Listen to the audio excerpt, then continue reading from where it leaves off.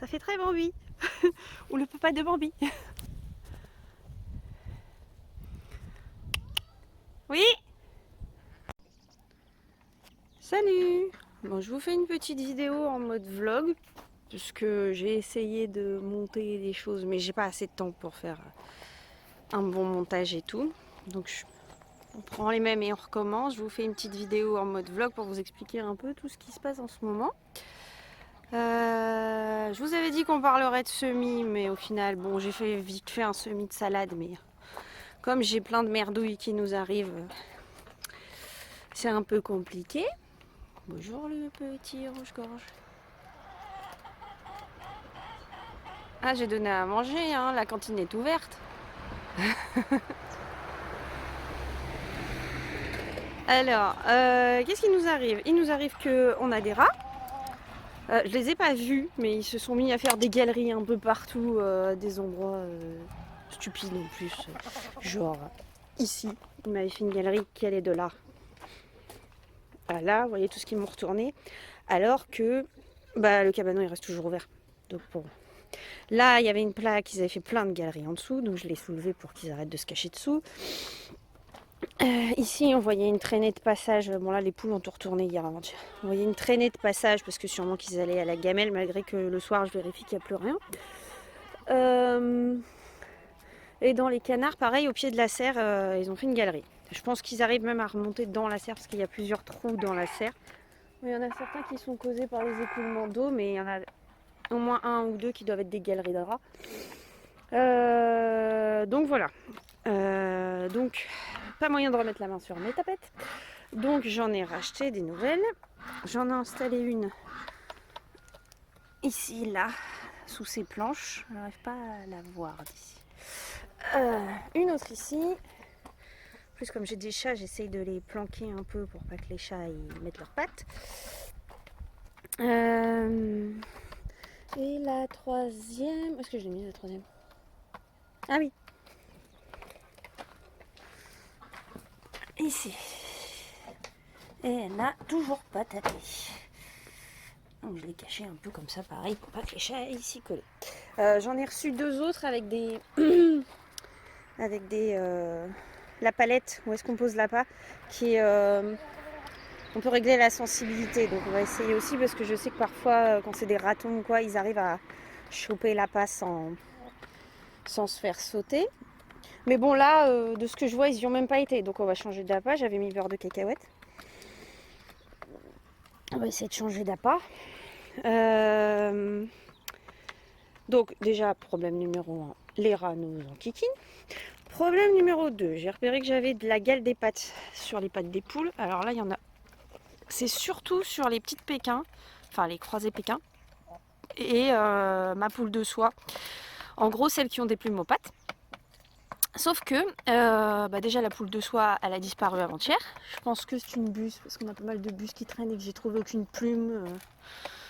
J'ai fait tout le tour du terrain, j'ai trouvé aucune trace, donc je pense que c'est plutôt une buse, ou peut-être un renard, mais je pense que les renards ça laisse quelques plumes, quelques traces, bref. Donc la poule de soie elle a disparu. Sinon on fait traitement à l'huile d'olive pour les pattes. J'ai l'impression que ça s'améliore. J'ai aussi remarqué qu'elles avaient des poux... comment ça s'appelle? Les poux qui mangent les plumes, j'arrive plus à trouver le nom.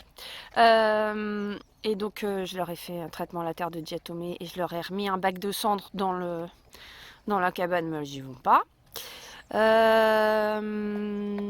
Mais je voyais hier, j'étais chez ma mère et du coup je lui ai dit, elle me dit bah viens on va vérifier les miennes et tout. C'est pareil, les siennes elles en sont pleines de gales des pattes. Alors elle c'est rigolo parce que c'est l'inverse, c'est plus ces poules, elle a 2 poules pondeuses et 3, 4 poules pékin, elle pour le coup c'est des pures races pékin. Et c'est ces poules pondeuses qui ont les pattes pleines de gales des pattes et les pékins beaucoup moins. Alors que moi c'est l'inverse, c'est que celles qui ont des plumes aux pattes qui ont de la gale des pattes. Bonjour mademoiselle, mais tu peux rentrer hein. Attends, je suis devant la porte alors ça l'embête. Je me déplace, je me décale. On va en profiter pour s'asseoir. Donc bref, et j'ai vu que ma mère aussi elle avait les poux malophages, il me semble que c'est. Faudrait que je revérifie, mais je crois que c'est malophage. Alors que ma mère elle traite, elle est tout le temps en train de nettoyer avec du Crésil, mettre du produit anti. Donc comme quoi je me dis ça change pas grand chose au final. Donc traitement pour ces deux choses là. Traitement à l'huile d'olive pour les pattes des poux, je le fais tous les 3-4 jours, je dirais même, hein, pour être honnête, parce que j'ai pas le temps de le faire. Je sais que le mieux, ça serait de le faire tous les jours, mais j'ai pas le temps. J'ai une Sussex qui a chopé un parasite intestinal, sûrement coccidiose, je crois. Truc assez fulgurant, parce que je verrais qu'elle était pas bien, qu'elle faisait des crottes moches. Bien liquide, bien verte, mais elle était, enfin surtout j'avais repéré qu'elle faisait des crottes moches, mais elle n'était pas tellement prostrée ni rien. Je la mets à part, le lendemain je prépare une infusion de vinaigre ail, elle a même pas voulu elle y a pas touché, et le surlendemain je l'ai retrouvée morte. Donc truc assez fulgurant quand même. Et les autres elles ont rien, donc bon, je vais quand même leur faire un petit coup de vinaigre ail dans l'eau pour par précaution quoi. Allez louloute. Donc voilà les nouvelles, c'est pas joisse. Vivement le printemps. Bon là ça y est, la chandeleur est passée, on recommence. Enfin, les poules elles répondent pas tant que ça, un tout petit peu plus qu'avant, mais en même temps avec toutes les cochonneries qu'elles ont, ça m'étonne pas plus que ça. Je pense qu'il va falloir que je les dope un peu. Oh, il y a un petit rouge-gorge derrière. Ouais, je pense que vous voyez juste un truc gigoté, mais je pense pas que vous voyez vraiment que c'est un rouge-gorge. Tout dépend de l'écran sur lequel vous êtes. La cantine est ouverte, je vais essayer de m'approcher. Hop. Donc voilà les nouvelles. Je crois qu'il n'y a rien d'autre. Juste j'en ai marre de la grisaille et j'ai envie de voir de la verdure. Vivement que le printemps démarre. Ah, il y en a un autre, c'est quoi? C'est une maison, je crois.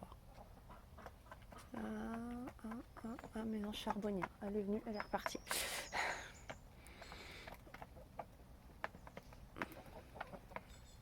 Non, je pense que je gigote un peu la tête, donc ça y est, ils m'ont grillé. Je bouge trop. Bon, voilà, du coup, voilà les nouvelles. Je vous referai une vidéo dans quelques jours. J'ai enfin réussi à trouver du terreau de semis. Parce que j'avais eu un mal de chien à trouver du terreau de semis, ou alors c'était à des prix 7 € pour 5 litres, hors de question. La gamme vert, j'ai trouvé des sacs à des prix corrects, on va dire. Je crois que je l'ai payé 9 € les 40 litres. De la marque Fertiligène. Et donc je vais attaquer les semis de poivrons et d'aubergines. Et aujourd'hui on va poser le grillage dans la pâture normalement. Et puis on va finir peut-être de planter les arbres. Faut que je relance le monsieur qui est censé venir m'abattre le chien parce que j'ai pas de nouvelles non plus. Pour que je puisse planter mes amandiers. Donc voilà, je vous referai une vidéo dans quelques jours. Je pense que ça va bien avancer là ces jours-ci. Bye bye. Ah bah.